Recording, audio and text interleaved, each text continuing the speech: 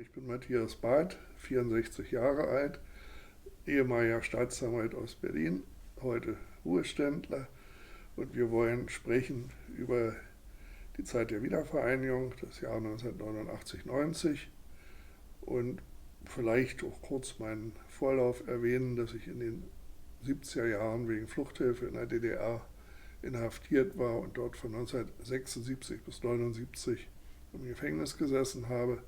Nach meiner Freilassung und Rückkehr nach Westberlin habe ich Jura studiert und ein bisschen Geschichte auch und habe dann 1984 das erste Staatsexamen gemacht, 87 das zweite und bin dann 1988 in den Justizdienst eingetreten.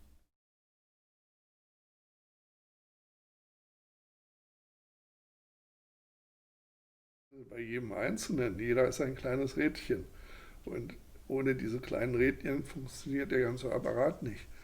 Aber die Leute sind mir trotzdem irgendwie gleichgültig geworden. Das hängt mit der abgelaufenen Zeit zusammen. Das ist für mich 40 Jahre her. Da war ich ein ganz junger Mann und jetzt bin ich ein relativ alter Mann.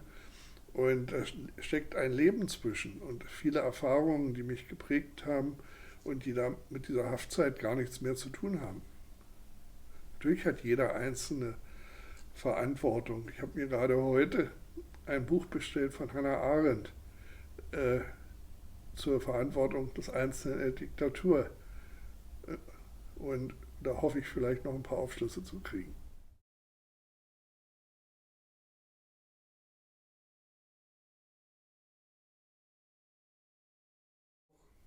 Ja, das war vielleicht auch alles eine gewisse Genugtuung, dass ich das machen konnte. Nicht? Also ich werde ja gelegentlich auch gefragt, ob ich unter der Haft noch leide und so. Und da sage ich, es ist so zurückgetreten in meinem Leben, aber das hängt auch mit außergewöhnlich günstigen Umständen zusammen, dass ich mich auf eine Familie stützen konnte bei meiner Rückkehr und dass ich meine Hafterlebnisse niedergeschrieben habe, dass die als Buch erschienen sind, dass ich eben promovieren konnte zu so einem Thema, dass ich mich auch im Studium und im Referendardienst mit DDR-Fragen immer speziell befasst habe und dass ich dann eben jahrelang, es waren ja 8 Jahre, die ich dann eigentlich fast ausschließlich SED-Unrecht aufgearbeitet habe. Ne?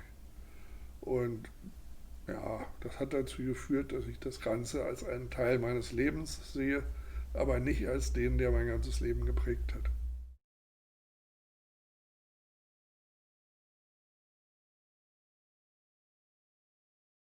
Ja, damals schon, ja. Aber inzwischen sehe ich das auch irgendwie gelassener und es ist auch so viel passiert. Ich denke mal hier an diese ganzen NGOs, die sich in die Souveränität der Länder einmischen. Und ich habe viel über den Begriff des Ordre public nachgedacht. Und der Ordre public, der steht eigentlich diesen kleinen Rädchen doch zur Seite. Denn die kleinen Rädchen als Menschen sind ja in dem System sozialisiert worden, die sind mit den Werten dieses Systems aufgewachsen. Die haben natürlich nicht immer den Gedanken gehabt, dass dieses System zusammenbricht, sondern alle Büttel oder Mitarbeiter eines staatlichen Systems denken ja, dass ihr System ewig dauern wird. Und wenn es dann zusammenbricht, ist es natürlich schlecht für sie. Ne? Aber ja, also ich sehe das heute sehr viel gelassener.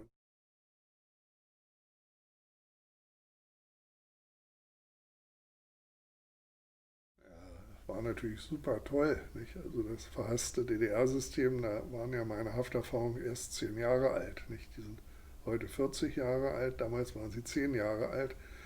Da habe ich das natürlich ganz anders gesehen. Das war für mich ein absoluter Triumph, dass dieses verhasste System zusammenbricht. Das war super. Ich habe mich als Sieger der Geschichte gefühlt.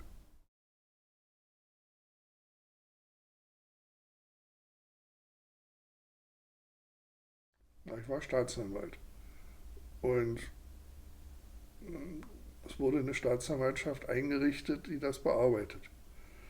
Und entgegen dem Prinzip der Justiz, dass besonders befähigte Leute nie dahin kommen, wo sie eigentlich hinpassen würden, haben sie mich dann tatsächlich dort eingesetzt und ich habe 8 Jahre lang das gemacht.